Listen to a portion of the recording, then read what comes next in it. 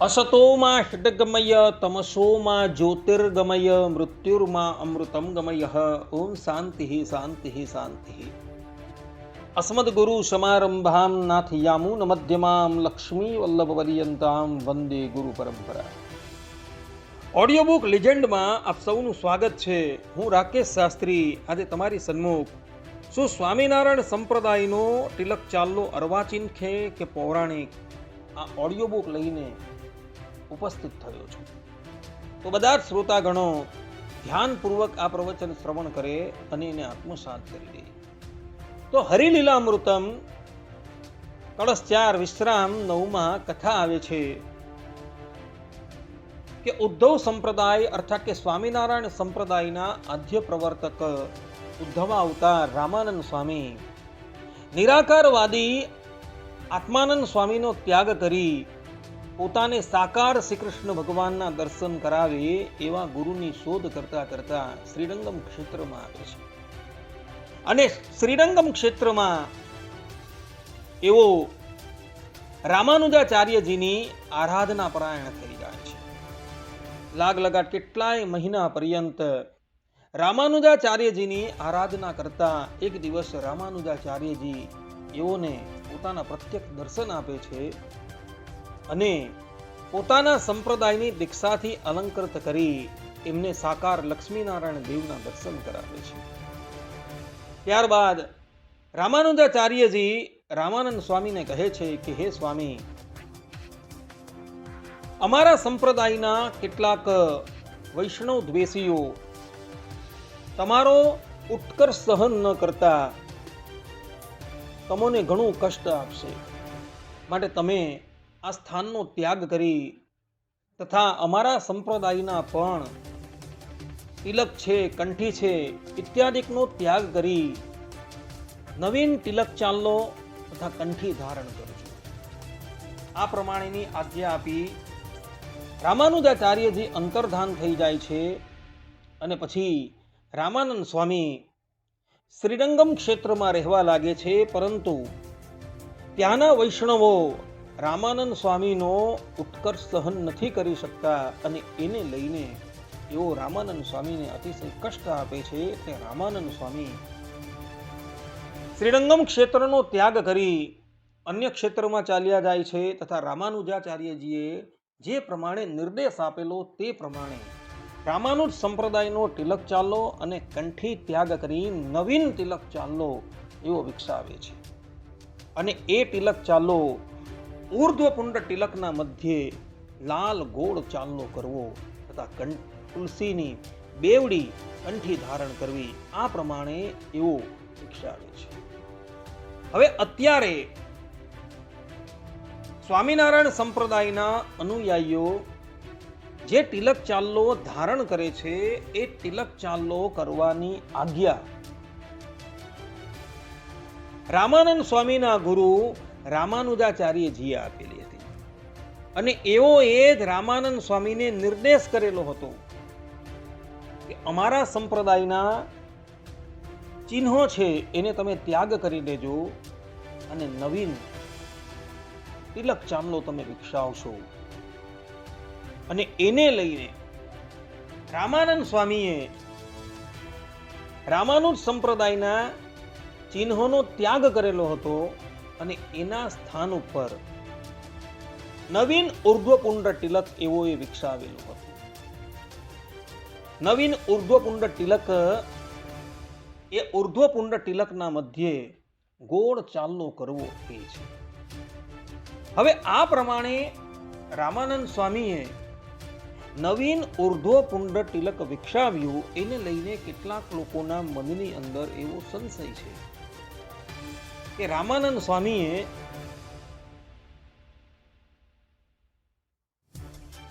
અર્વાચીન પરંતુ પૌરાણિક નહીં એવા ઉર્ધ્વપુંડ તિલકને વિકસાવેલું હતું.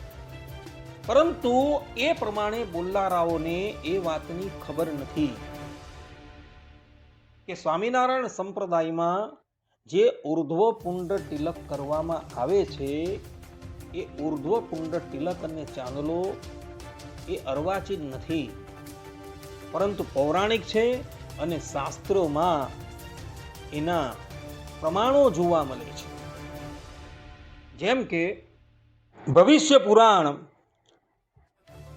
પ્રતિસર્ગ પર્વ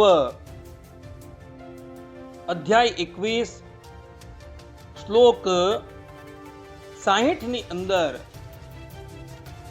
એવા વચનો જોવા મળે છે કે ઊર્ધ્વ પુંડ્રમ દ્વિરેખાભમ તન્મધ્યે બિંદુરુત્તમઃ લલાટે ચ સ્થિતસ્તેષાં કંઠે તુલસી ગોલકમ. અર્થાત કે જેમના લલાટ એટલે કપાળ પર 2 રેખાવાળું ઊર્ધ્વ પુંડ તિલક છે અને તેની બરાબર મધ્યમાં ઉત્તમ બિંદુ એટલે કે ચાંદલો કરેલો છે અને જેમના ગળામાં તુલસીની માળા છે એ શ્રેષ્ઠ વૈષ્ણવ છે. આ પ્રમાણે અહીં ભવિષ્ય પુરાણની અંદર સ્પષ્ટ રૂપે એવું લખેલું છે કે જેમના કપાળ પર 2 રેખાવાળું ઊર્ધ્વ પુંડ તિલક છે અને તેની બરાબર મધ્યમાં ઉત્તમ બિંદુ એટલે કે ચાંદલો કરેલો છે અને જેમના ગળામાં તુલસીની માળા છે તે શ્રેષ્ઠ વૈષ્ણવ છે. તે જ પ્રમાણે પદ્મ પુરાણ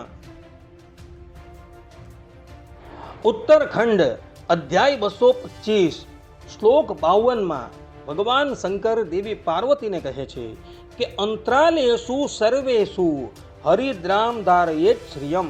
અર્થાત કે सभी अंतरालों में हल्दी से श्री देवी अर्थात के लक्ष्मी जी के प्रतीक गोड़ बिंदी को धारण करना चाहिए. આ પ્રમાણે અહીં પદ્મ પુરાણમાં પણ આ પ્રમાણેના પ્રમાણો જોવા મળે છે. અર્થાત કે ઊર્ધ્વ પુંડ તિલકના મધ્યે ગોળ ચાંદલો કરવો એવા પ્રમાણો જોવા મળે છે. નારદ પંચરાત્રની ભારદ્વાજ સંહિતામાં પણ કહેલું છે કે અંતરાલે તુ લક્ષ્મીશ્ય બિંદુ રૂપેણ સંસ્થિતા તસ્માત સર્વ પ્રયત્નેન સ બિંદુમ પુંડ્રમાચરેત. અર્થાત કે ઊર્ધ્વ પુંડ તિલકની મધ્યના ભાગમાં લક્ષ્મીજી બિંદુ સ્વરૂપે બિરાજમાન છે, તેથી તમામ પ્રયત્નોથી બિંદુ એટલે કે ચાંદલા સહિતનું તિલક ધારણ કરવું જોઈએ. આ પ્રમાણે ભક્તો પુરાણોની અંદર તથા સંહિતાની અંદર સ્પષ્ટ રૂપે એવા વચનો જોવા મળે છે કે ઊર્ધ્વ પુંડ તિલકના મધ્યે લક્ષ્મીજીના પ્રતીક રૂપે બિંદુ એટલે કે ચાંદલો કરવો જોઈએ. એટલે સ્વામિનારાયણ સંપ્રદાયનું જે તિલક જે છે એ કોઈ અર્વાચીન નથી પરંતુ પૌરાણિક છે. અને રામાનંદ સ્વામીએ રામાનુજાચાર્યજીની આજ્ઞાથી આ ઊર્ધ્વ પુંડ તિલકના મધ્યે ચાંદલો આ તિલક વિકસાવેલું છે. વધારે તો શું કહેવું, આપણા ભારત વર્ષમાં તૈલંગણા નામનું એક રાજ્ય આવેલું છે. એ તૈલંગણા રાજ્યના નારાયણપેટ ધામમાં એક ભગવાન વિષ્ણુનું મંદિર આવેલું છે. જે મંદિરમાં ભગવાન અનંત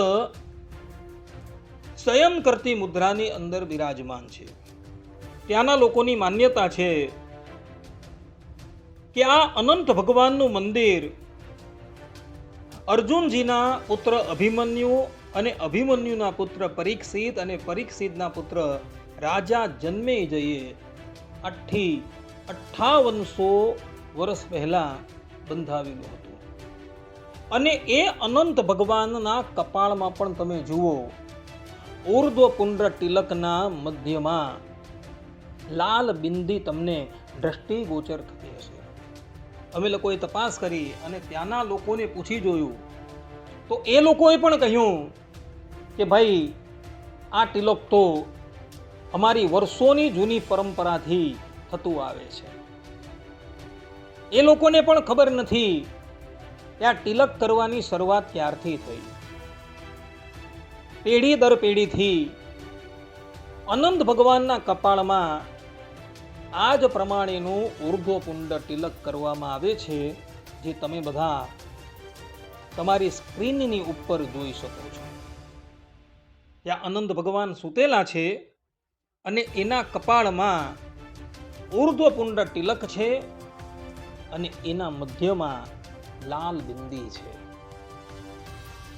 એટલે સ્વામિનારાયણ સંપ્રદાયમાં જે ઉર્ધ્વપુંડ તિલક કરવામાં આવે છે અને એના મધ્યમાં જે ચાંદલો કરવામાં આવે છે એ કોઈ અર્વાચીન નથી, પરંતુ પ્રાચીન છે અને શાસ્ત્રીય છે. એ આ પ્રમાણો પરથી સિદ્ધ થઈ જાય છે. શાસ્ત્રોના પ્રમાણ પરથી પણ અને પ્રત્યક્ષ પ્રમાણ પરથી પણ આ વાત સિદ્ધ થાય છે. આજે પણ તમે બધા તેલંગાના નારાયણપેટ ધામમાં જજો અને ત્યાં જઈને જોઈ લેજો તો અનંત ભગવાન આજે પણ આ પ્રમાણેનું તિલક કરી રહ્યા છે. એટલે હવે આ બાબતની અંદર કોઈ શંકા નથી. સ્વામિનારાયણ સંપ્રદાયનો તિલક ચાલવો પણ પ્રાચીન છે અને શાસ્ત્રીય છે, એમાં હવે કોઈ બેમત નથી. આટલું કહીને હું મારી આ ઓડિયો બુકને અહીં વિરામ આપું છું. સર્વે સંતુ નિરામયઃ, સર્વે સુખીનો ભવંતુ, સર્વે ભદ્રાણિ પશ્યન્તુ, મા કશ્ચિદ દુઃખ ભાગ ભવેત અસ્તુ. જય સ્વામિનારાયણ.